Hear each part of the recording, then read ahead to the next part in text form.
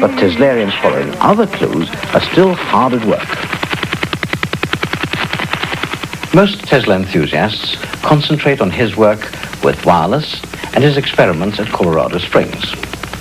They claim that this interference with shortwave radio transmissions is caused by a Tesla magnifying transmitter. The noise is called the woodpecker because it makes a little pecking noise 10 times per second. It's been going on since 1976 and it's blotted out radio transmissions on frequencies between 6 and 20 megahertz. 10 pulses a second is extremely low frequency. The woodpecker's been traced to Latvia. There seems to be a second transmitter near Kiev and a third further to the east. It's not jamming, it's too random, so what are the Russians up to? Andrew Mikrovsky is an official working for the Canadian government in Ottawa. In his spare time, he runs a group called Planetary Association for Clean Energy, PACE for short. PACE thinks the Russians are using a Tesla transmitter to affect the way we behave.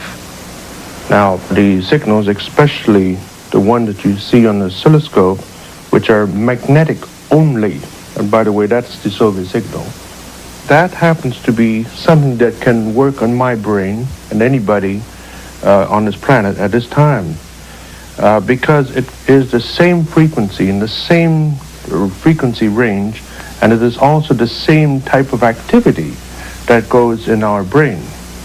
That is the terrible thing about the Soviet signals, the capacity to impose on the way people would, quote, think. This thinking I'm talking about is the thinking of being peaceful, the ability to be calm, the ability to rationalize, are all affected from a purely mental point of view by signals of this nature. Is there any defense? This personal transmitter puts out 7.8 cycles a second, which Mikrovsky says is a natural planetary frequency the body is tuned to. It swamps the incoming signal from the woodpecker.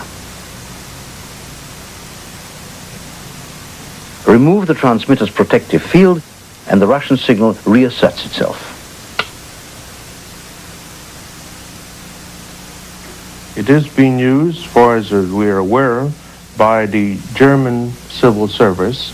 There in Germany it's called VitaSet, and it is mainly a protective mechanism to ensure that a German civil servant, especially on external affairs duty, is able to keep his composure in negotiations, or especially with other people, other countries, to make sure that they're not influenced.